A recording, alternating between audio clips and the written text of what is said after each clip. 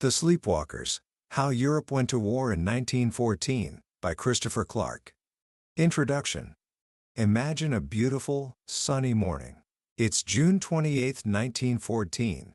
In the city of Sarajevo, a motorcade of 6 cars is making its way along a wide boulevard next to the Milja Ka River. In the second car, a handsome sports coupe with its top rolled back, sits a royal couple. He is Archduke Franz Ferdinand, the heir to the massive Austro-Hungarian Empire. Beside him is his beloved wife, Sophie. They are celebrating their wedding anniversary. The city is alive. Crowds line the streets, waving. Banners of black and red and yellow flutter from the buildings. The Archduke had been warned not to come. The date itself is a painful one for many Serbs in the region, marking an ancient battle and a lost empire. But the last few days had been so peaceful, filled with such warmth and friendliness, that Sophie had remarked to a friend, "You are wrong after all. We are very happy about it." As the cars roll past the Maria Bridge, a young man in the crowd, a terrorist, freezes.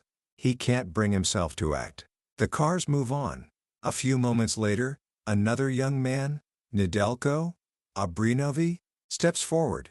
He smacks a small bomb against a lamppost to prime it and hurls it at the Archduke's car. The driver sees it coming and hits the accelerator. The bomb bounces off the back of the car and explodes under the vehicle behind, wounding several officers. Chaos erupts. The air fills with smoke and dust. Sophie's cheek has been grazed by a splinter, but instead of speeding away to safety, Franz Ferdinand stops. He is furious. "I come here as your guest," he later shouts at the mayor, "and you people greet me with bombs." But his first thought is for the wounded. He insists the motorcade continue to the town hall as planned, and then, he decides, they will visit the injured officers in the hospital. After the reception, they get back into the open car. The driver is told to stay on the main boulevard to avoid the narrow side streets. But no one tells the driver of the lead car. As the motorcade passes the bazaar, the first car makes a sharp right turn onto Franz Joseph Street. The Archduke's driver follows. "This is the wrong way," shouts the governor, sitting opposite the royal couple. The car stops, its gears disengaged, and begins to slowly reverse. And in that moment, history holds its breath. Standing right there, in front of a shop, is another one of the assassins. A young man named Gavrilo Princip. The car has slowed to a crawl just a few feet in front of him. He pulls out his revolver. He fires twice. The world we live in today was shaped by what happened in the seconds that followed. Those 2 shots would set in motion a chain of events that would lead to the First World War, a catastrophe that claimed 20 million lives, toppled 3 empires, and unleashed the horrors of the 20th century. For 100 years, we have asked, why? Who was to blame? But in his monumental book, The Sleepwalkers, the historian Christopher Clark asks a different, more profound question. Not why did the war happen, but how? How did a continent at peace, in a summer much like our own, stumble into such a devastating conflict? This isn't a story about a single villain or a simple mistake. It's the story of a world of decision-makers, kings, emperors, ministers, generals, who were, as Clark puts it, watchful but unseeing. They were sleepwalkers, haunted by their own fears and ambitions, yet blind to the reality of the horror they were about to bring into the world. Over the next few minutes, we will retrace their steps. We will see how a web of alliances, a storm of nationalism, and a series of tragic miscalculations turned a murder on a quiet street corner into a global inferno. And in doing so, we will uncover a timeless lesson about how even well-intentioned leaders can, step by calculated step, walk their nations off a cliff. Book summary. To truly understand how the summer of 1914 became a turning point for humanity, we can't begin in the grand palaces of Vienna or Berlin. We must start 11 years earlier, in the dead of night, in Belgrade, the capital of Serbia. Shortly after 2 in the morning on June 11, 1903, a group of 28 Serbian army officers blew open the doors of the royal palace with dynamite. Plunged into darkness, they hunted with candles and drawn revolvers for King Alexander and Queen Draga. The royal couple, deeply unpopular and seen as corrupt, were found hiding in a small annex behind their bedroom. They were dragged out and cut down in a hail of gunfire. What followed was an orgy of violence. Their bodies were stabbed, hacked with an axe, and thrown from the bedroom window into the garden below. This brutal act, the regicide, wasn't just a murder. It was the birth of a new Serbia. The Obrenovi dynasty was gone, and the rival Karađorđevi dynasty was put on the throne. For many Serbs, this was a moment of liberation.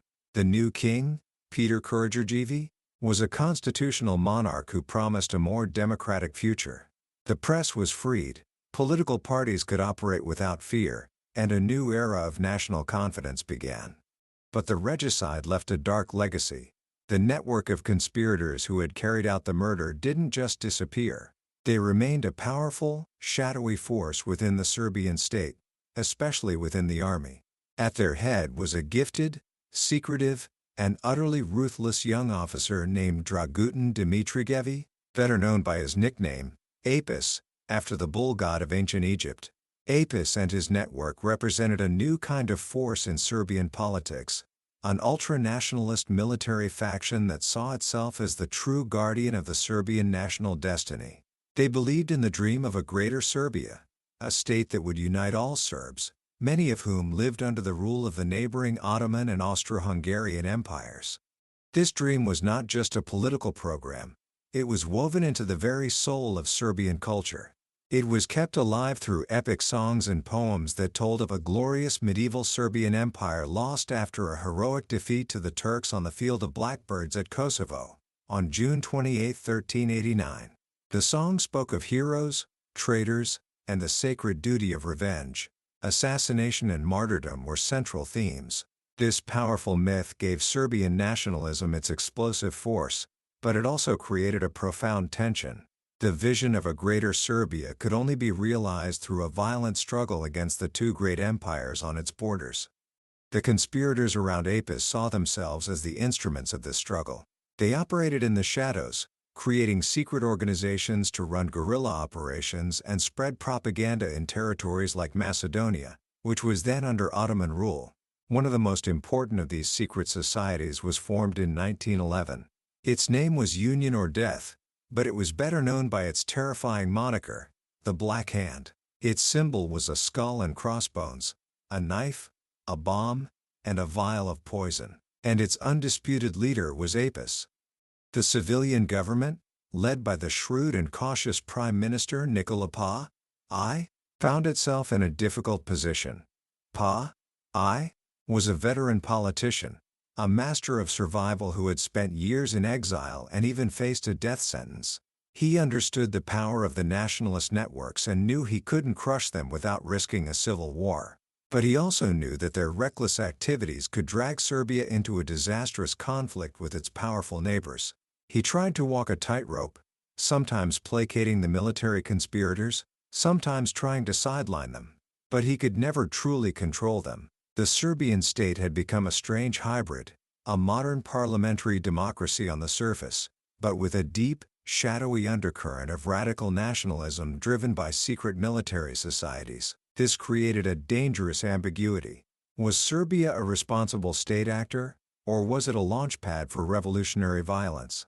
Even for seasoned diplomats, it was almost impossible to tell. This was the volatile, unstable Serbia that faced the colossal Austro-Hungarian Empire across the border. And for the leaders in Vienna, Serbia was becoming an intolerable problem. For centuries, the Habsburg Empire of Austria-Hungary had been a cornerstone of European stability. It was a vast, multinational empire, a patchwork of 11 official nationalities: Germans, Hungarians, Czechs, Poles, Serbs, Croats, and others, all living under the rule of the aged emperor, Franz Joseph.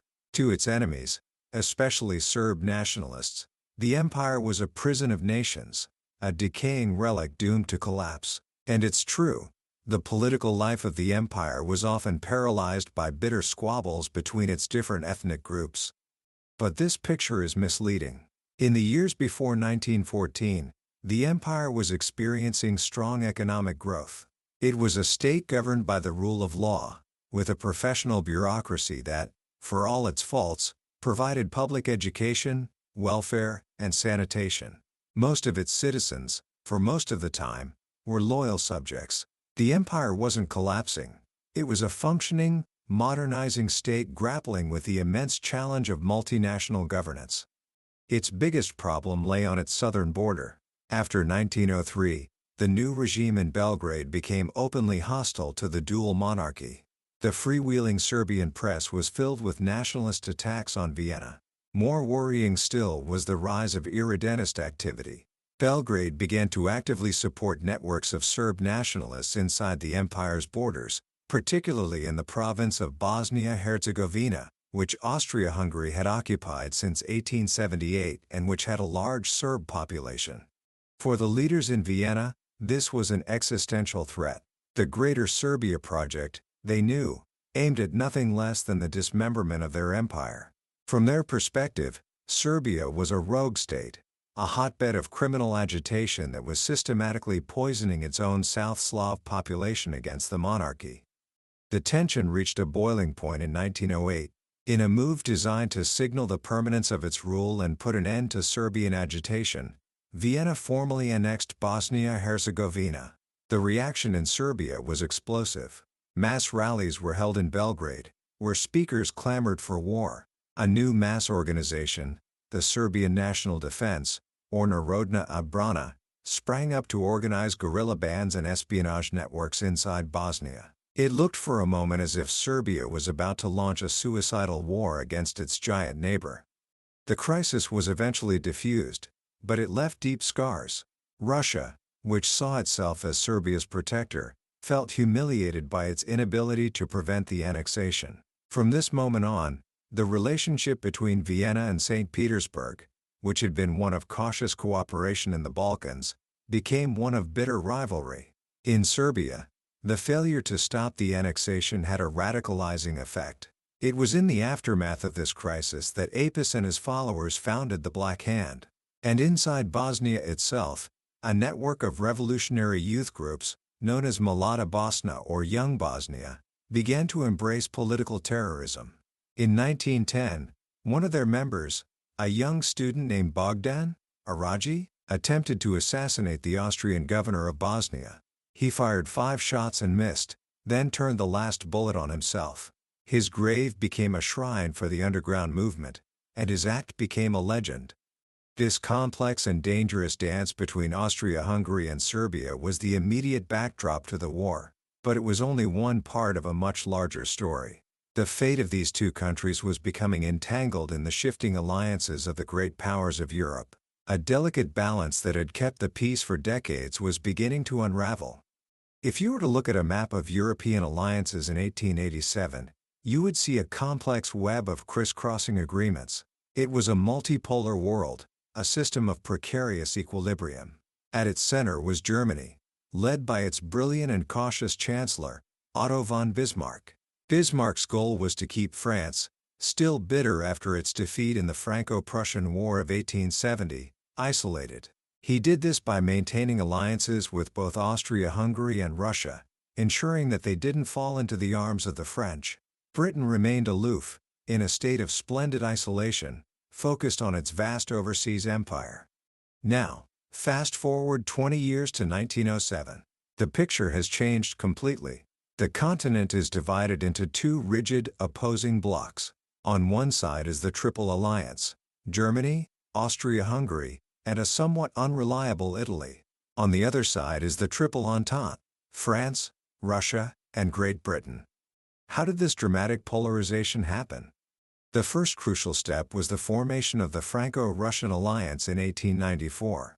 After Bismarck was dismissed from office in 1890, his successors in Berlin made a fateful decision. They allowed the treaty with Russia to lapse. This opened the door for France to achieve its long-held dream of an anti-German coalition. St. Petersburg was hesitant at first. The autocratic Russian Tsar had little in common with the Republican leaders of France, but fear began to push them together. The Russians worried that Britain, their great imperial rival in Asia, was about to join forces with Germany and Austria-Hungary. This prospect of a massive hostile coalition forced Russia's hand. The Franco-Russian alliance was born. For the first time, Germany faced the nightmare scenario it had always sought to avoid, the possibility of a war on two fronts. The second major shift was Britain's decision to abandon its policy of isolation and align itself with France and Russia. This was not a move driven primarily by fear of Germany. For most of the late 19th and early 20th centuries, Britain's greatest rivals were not the Germans, but the French in Africa, and, above all, the Russians in Asia. The Great Game, a struggle for influence in Central Asia, Persia, and along the frontiers of India, was the central preoccupation of British foreign policy. But the immense cost of defending a global empire, especially after the Boer War in South Africa, forced a strategic rethink in London. The British realized they could no longer afford to confront both France and Russia all over the world. The solution was to make peace with their old rivals. In 1904, they signed the Entente Cordiale with France, settling their colonial disputes in Africa. And in 1907, they signed a convention with Russia, dividing Persia into spheres of influence and resolving their conflicts in Central Asia. These agreements were not initially anti-German. They were designed to reduce the strains on the British Empire. But they had a profound and unintended consequence. By settling their differences, Britain, France, and Russia laid the foundations for a new alignment that would increasingly be seen, especially from Berlin, as a hostile encirclement. What was Germany's role in all of this? The leaders in Berlin made a series of critical miscalculations. They believed that the rivalry between Britain and Russia was so deep and enduring that the two powers would never join forces. They failed to see that by building a massive new navy, they were creating an unnecessary source of friction with Britain, the world's dominant sea power. This naval race didn't cause Britain to join the Entente, but it soured the atmosphere and made a rapprochement with Germany much more difficult. German diplomacy was often clumsy and aggressive, as during the Moroccan crises of 1905 and 1911, when Berlin tried to break the new Anglo-French Entente but only succeeded in strengthening it. So by 1907, the stage was set. The fluid, multipolar world of Bismarck was gone, replaced by a rigid bipolar system. This didn't make war inevitable. In fact, in the years just before 1914, there were signs of a détente, a relaxing of tensions, especially between Britain and Germany. But the division into two armed camps created a dangerous new dynamic. A crisis that might once have been contained locally now had the potential to drag the entire continent into war. The European system had become a giant, interconnected machine, and a small spark in a remote corner could now ignite the whole thing. But the division of Europe into two blocks is only part of the story. To understand the decisions made in July 1914, we have to look inside the governments of the great powers. What we find is not a set of unified, rational actors, but a chaos of competing voices. Foreign policy was not made by single individuals. It emerged from the messy interaction between monarchs, ministers, ambassadors, and generals. In the three great continental empires, Germany, Austria-Hungary, and Russia, the monarchs still held immense formal power. Kaiser Wilhelm II, Emperor Franz Joseph, and Tsar Nicholas II were cousins, part of a dynastic web that spanned the continent. They could appoint and dismiss ministers, they commanded the armed forces, and they conducted their own personal diplomacy through letters and meetings. But their actual influence was often limited. Kaiser Wilhelm II was notoriously erratic and impulsive. His ministers learned to manage him, often ignoring his wild ideas and steering policy behind his back. Tsar Nicholas II was shy and indecisive, easily swayed by competing factions at his court. Only when he personally championed a policy, as he did with Russia's disastrous expansion into the Far East before the Russo-Japanese War, could he truly set the agenda. But that war's catastrophic failure shattered his authority, and for years afterwards, power shifted to his ministers. Even in the more democratic states, there were deep divisions. In Britain, the Foreign Secretary, Sir Edward Grey, was a powerful figure. He was a liberal imperialist who was deeply suspicious of Germany and committed to the Entente with France and Russia. But his views were opposed by a majority of his own cabinet colleagues, the so-called radicals, who feared being dragged into a continental war and favored a more conciliatory policy towards Germany. To get his way, Grey often operated in secret, making commitments to the French, especially through military staff talks, that the cabinet knew nothing about. This created a dangerous ambiguity. The French believed they had a firm commitment of British support. The Germans believed Britain would likely remain neutral. Both were, in a sense, right. In France, the situation was even more chaotic. Governments rose and fell with bewildering speed. Foreign ministers came and went. This gave immense power to the permanent officials at the Foreign Ministry, the Quai d'Orsay, and to powerful ambassadors like Paul Cambon in London and his brother Jules in Berlin. These men formed a kind of inner government, often pursuing their own policies and sabotaging those of their political masters. This was what happened in 1911 during the Agadir crisis, when hawkish officials at the Quai d'Orsay deliberately provoked a confrontation with Germany over Morocco against the wishes of the more conciliatory Prime Minister, Joseph Caillaux. And then there was the growing influence of the military. Everywhere in Europe, generals were pushing for bigger budgets, more advanced weapons, and more aggressive war plans. They were often in conflict with civilian leaders, who worried about the immense cost of the arms race. But in the years before 1914, the soldiers began to gain the upper hand.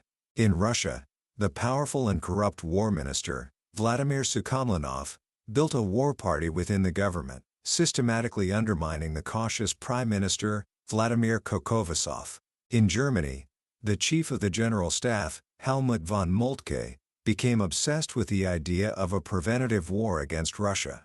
He argued that since war was inevitable, it was better to fight it sooner, before Russia's massive rearmament program was complete and Germany's chances of victory had vanished. This internal chaos made the European system even more unpredictable. Governments sent out mixed signals. Their intentions were opaque, not just to their enemies, but often to their own allies. A fog of mutual distrust descended upon the continent. This was the volatile, fragmented, and deeply dysfunctional world that was about to be put to the ultimate test. The spark, when it came, was not lit in Paris, Berlin, or London. It was lit in the Balkans. The Balkan Peninsula in the years before 1914 was a region in turmoil. The Ottoman Empire, the sick man of Europe, was in terminal decline, and its retreat from the region created a power vacuum. Into this vacuum rushed the newly independent Balkan states, Serbia, Bulgaria, Greece, and Montenegro, all eager to expand their territories and realize their nationalist dreams. This created a tinderbox of overlapping claims and bitter rivalries. The great powers had traditionally managed to contain these local conflicts, but in 1911, everything changed. Italy, in a completely unprovoked act of aggression, launched an invasion of Libya, then an Ottoman province. This attack broke the ice, as one observer put it.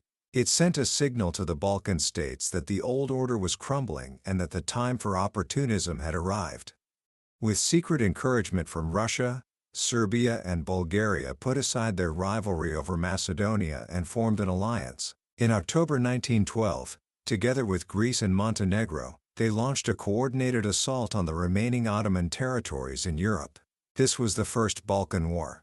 To the astonishment of the world, the Balkan League achieved a stunning victory. In just 6 weeks, the Ottoman forces were routed, driven out of almost all their European possessions.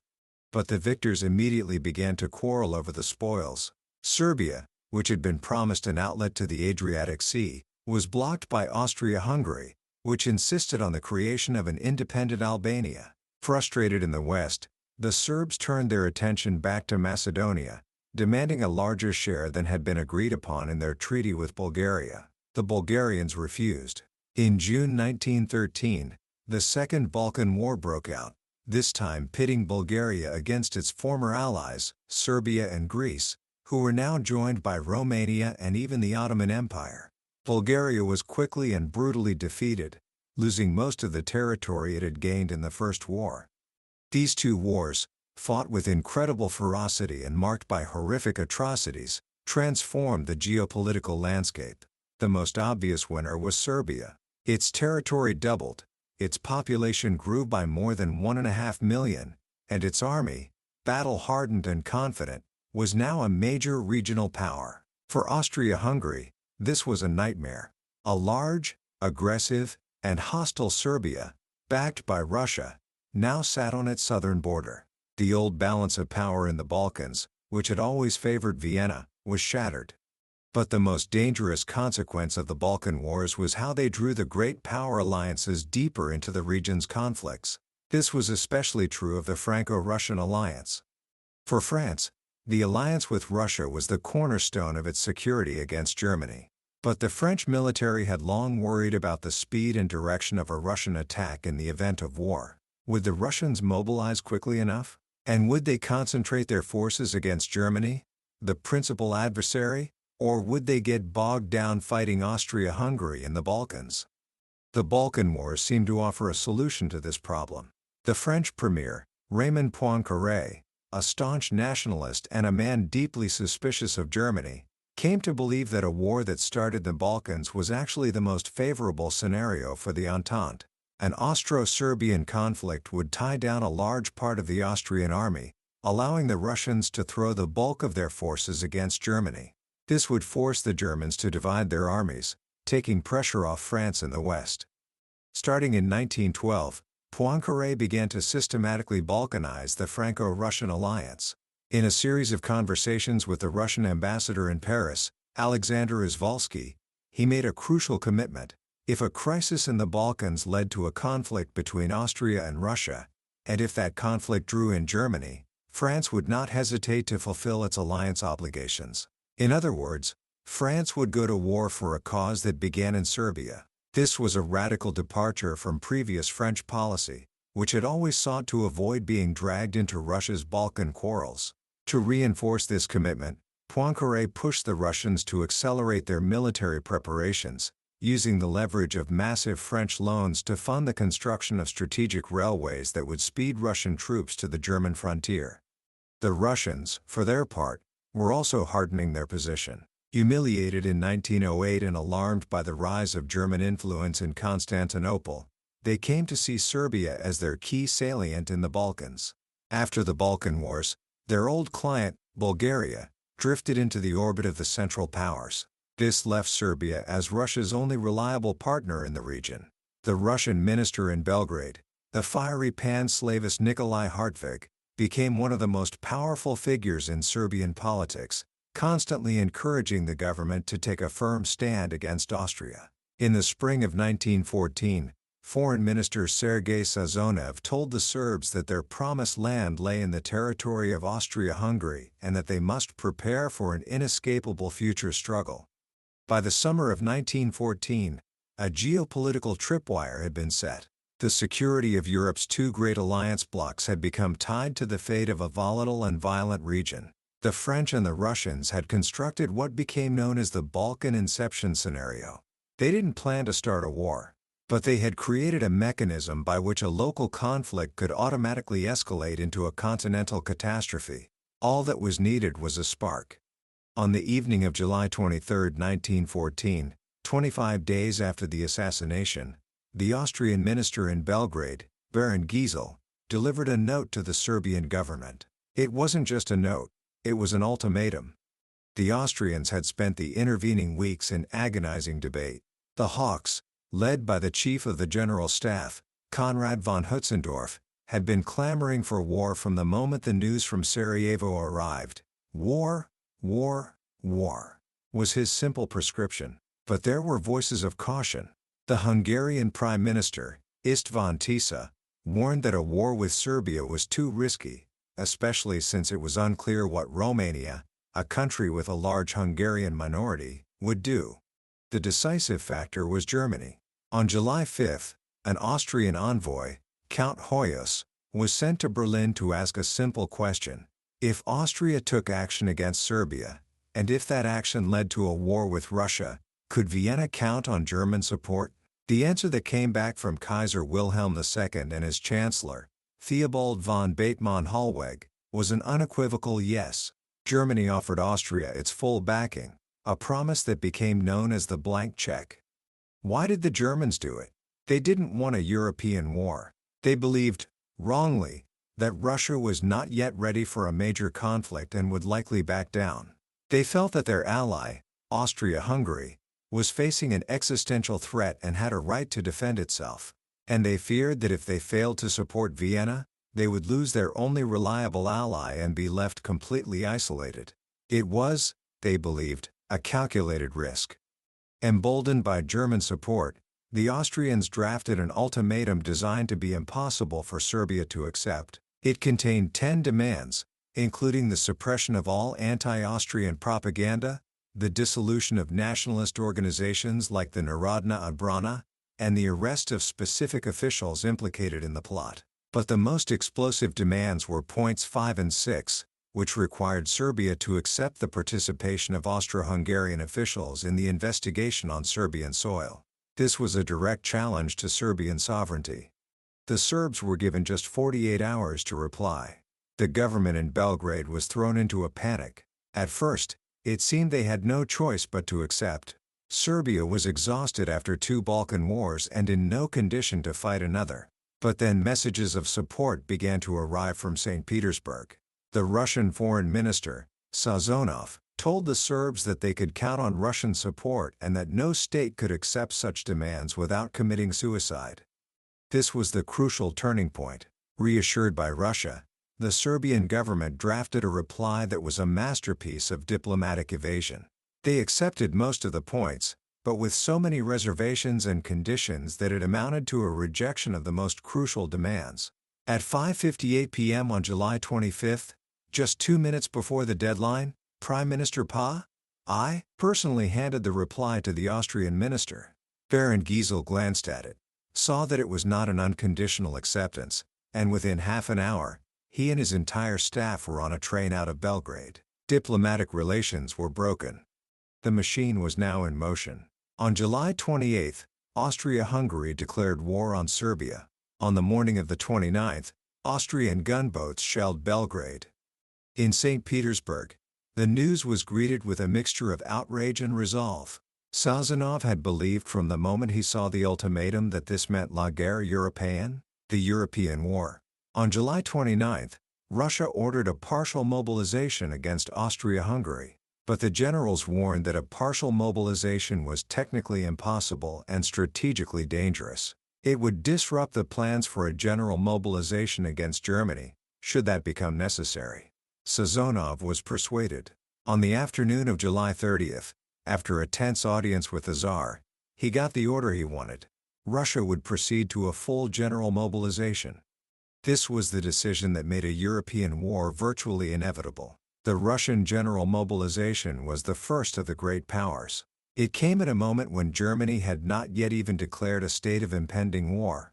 For the German military, the Russian move was a red flag. Their entire war plan, the famous Schlieffen Plan, was based on speed. It required them to defeat France quickly in the West before turning the full weight of their armies against the slow-mobilizing Russian giant in the East. A full Russian mobilization threatened to wreck this timetable. When news of the Russian order reached Berlin, a sense of panic set in. Ultimatums were fired off to St. Petersburg, demanding a halt to all military measures, and to Paris, asking whether France would remain neutral in a Russo-German war. There was no reply from Russia. The French simply said they would act in accordance with their own interests. On August 1, Germany declared war on Russia. On August 3, it declared war on France. And on August 4, German troops crossed the border into neutral Belgium, setting their Great Western Offensive in motion. And what of Britain? Throughout the crisis, Sir Edward Grey had been caught in a terrible bind. The cabinet was deeply divided, with a majority still opposed to intervention. Grey made desperate attempts at mediation, but he also warned the Germans that if France were drawn into the conflict, Britain might not be able to stand aside. The French ambassador, Paul Cambon, was in despair, believing that Britain was about to abandon its friend. "They are going to drop us," he muttered, white-faced, after one difficult meeting with Grey. But two things tipped the balance. The first was the German naval threat. The cabinet agreed that if the German fleet attacked the undefended northern coast of France, the Royal Navy would intervene. The second, and decisive, factor was Belgium. The German invasion of neutral Belgium, a country whose neutrality Britain had guaranteed by treaty, created a powerful moral case for war. It united the cabinet, swayed public opinion, and gave the interventionists the justification they needed. On August 4, Britain delivered an ultimatum to Berlin, demanding a withdrawal from Belgian territory. When it went unanswered, Britain, too, was at war. The lights, as Gray famously remarked, were going out all over Europe. The Sleepwalkers had finally reached their destination. Commentary. Christopher Clark's The Sleepwalkers is a masterful and profound book. It doesn't offer easy answers or point a finger at a single guilty party. Instead, it immerses us in the complex, confusing, and ultimately tragic world of 1914.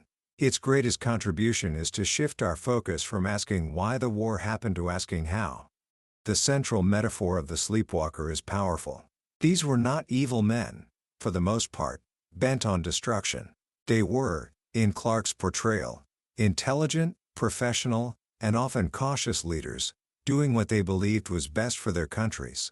They were operating in an environment of intense pressure, with incomplete information and a deep distrust of their opponents. They were all convinced that their own actions were defensive, while seeing aggression and malevolence in the actions of others.